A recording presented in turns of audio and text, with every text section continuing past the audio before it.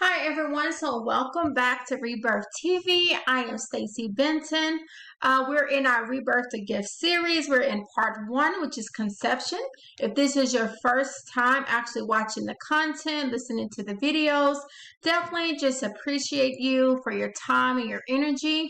And taking the initiative to actually continue or start your journey, your healing journey when it comes to complex trauma.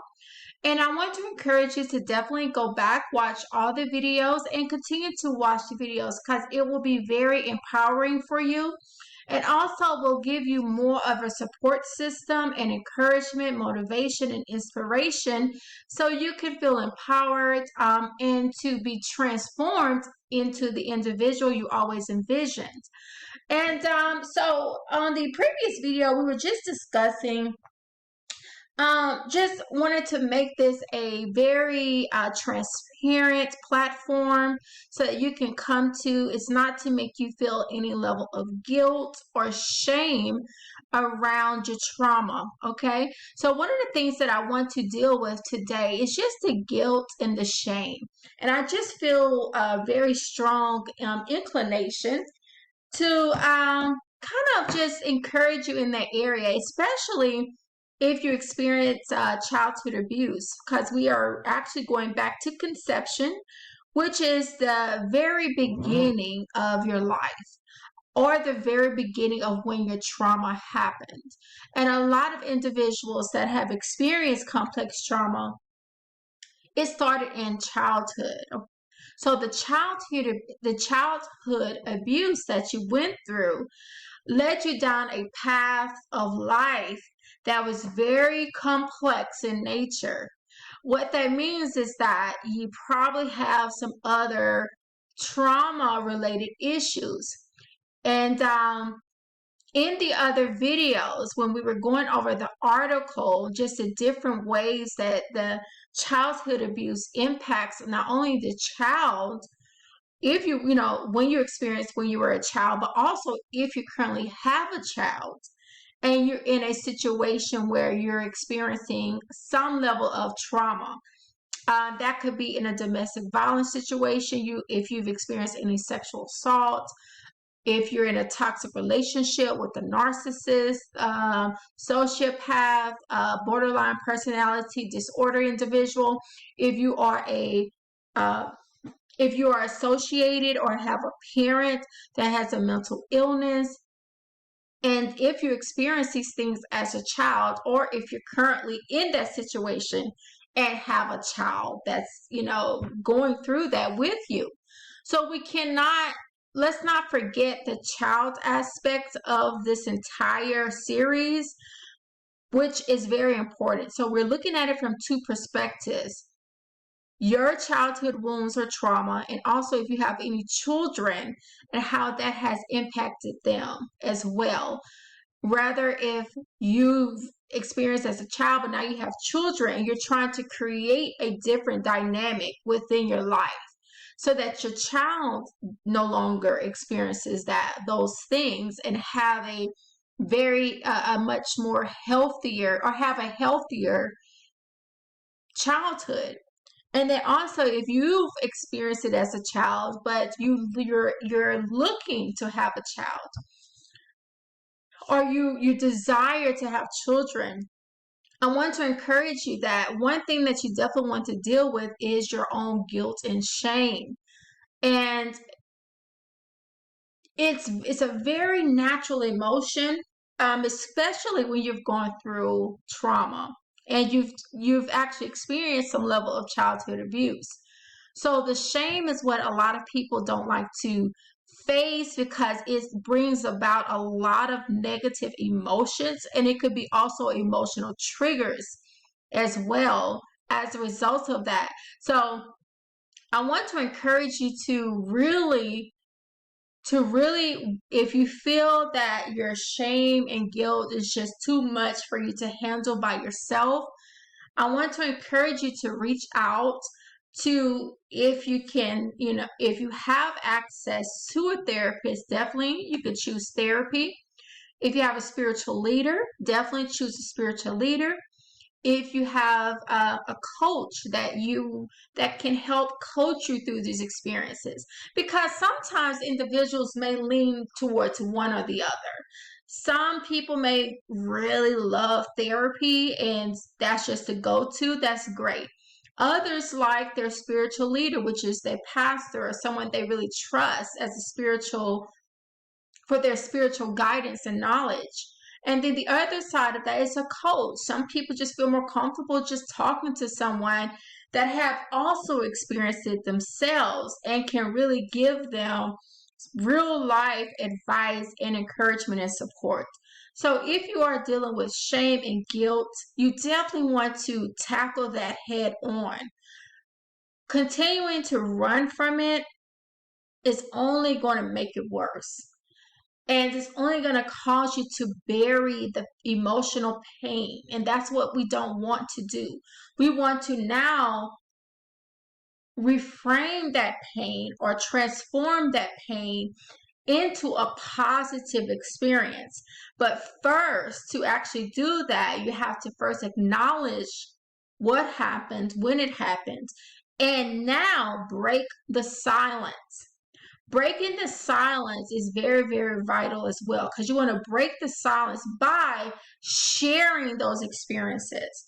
And that's one reason why I wrote the book, because it was a creative outlet to break my own silence. So you want to break that mold of silence and just keeping it hidden within.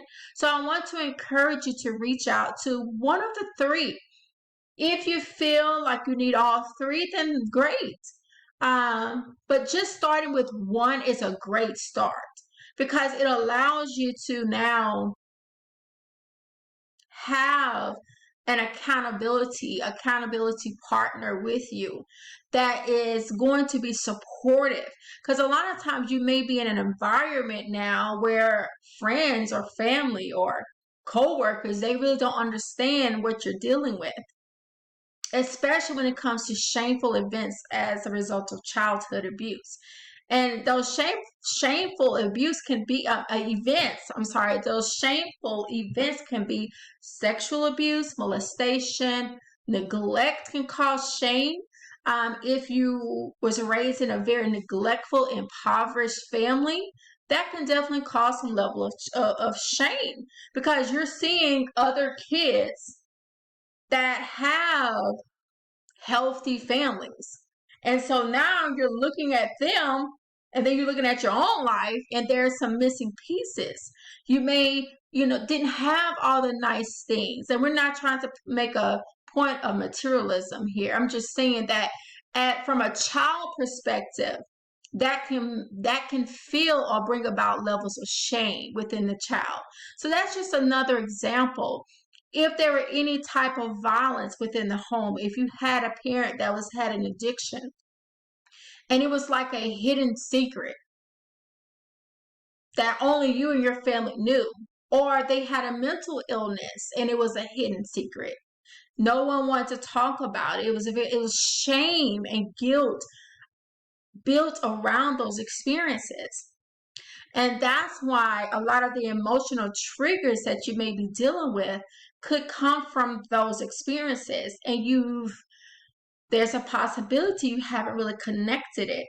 That shame now is causing me emotional triggers when I'm seeing individuals that's very successful, or I'm seeing that there was something missing in my childhood. Something did go wrong, but I was continuously treated as if it was something wrong with you or yourself or me, for an example, as a child. So shame is very detrimental in your healing process. And if you are currently facing that, I want to encourage you, it's time to speak out. Sharing your experiences is one of the best ways to now break that barrier of shame and guilt. So sharing those experiences with someone you trust. You cannot share those experiences with everyone. Now, if you have a highly dysfunctional family, narcissistic family, toxic family dynamic, you definitely do not want to share those experiences with them. That's why I'm suggesting a outside source. So just have an outside source that you can go to. Again, that could be a licensed professional, therapist, a spiritual leader that you trust as well. And the same for the therapist. Also a coach, a trauma coach or transformational coach. You want to start now breaking the silence, because breaking the silence destroys that. Breaking the silence destroys the guilt and the shame, because for so long you digested it or ingested that if I talk about it, then I could cause harm to someone else. I could cause harm to my family, or people that I do care about or love. So you just pack it within yourself. So that is just I just want to encourage you and inspire you when it comes to that. And I'm going to shift the gears here a little and go back to our article that we were reading and just talking about how those experiences causes, emotional dysregulation. If you're dealing with shame and guilt, you're going to have signs of some type of emotional dysregulation. And I've gone over all of these in the previous video. So please go back and watch that. And when it comes to emotional liability, what is emotional liability? We're talking about guilt and shame as well. So people with high emotional liability are often described as sensitive or having thin skin. They may quickly transition between positive emotions like happiness, joy, excitement, enthusiasm, and amusement, but they also tend to experience negative feelings such as sadness more deeply than others. Emotional liability is the tendency to shift rapidly and dramatically between different emotional states. So, if you are a highly sensitive person, which most likely you are, if you experience childhood trauma, you're highly more sensitive emotionally than others. So for guilt and shame, if you're being triggered in that area, then you're going to experience that times 10 than a normal individual because of your trauma.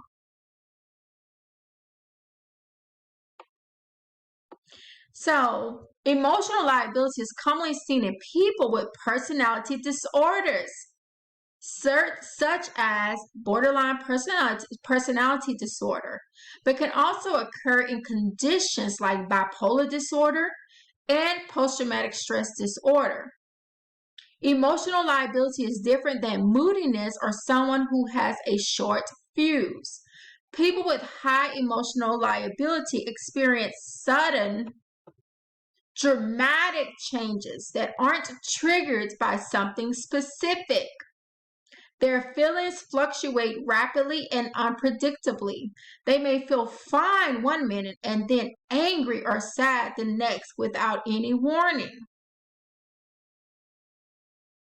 So, if you have dealt with guilt and shame, your emotions are shifting.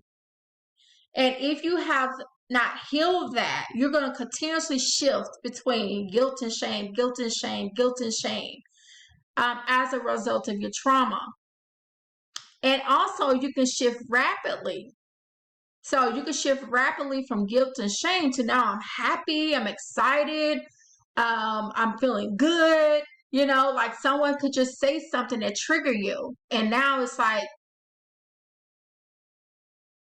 you're feeling a negative emotion. And what I'm actually going to go over the next video is borderline personality disorder, like things like that, and narcissism, bipolar disorder, and post-traumatic stress disorder. So I'm going to end this video here. That was pretty quick, but I will come back with the next video. We'll just dig deeper into shame and guilt, and also how that really causes emotional instability in so many areas. All right, see you back with the next one.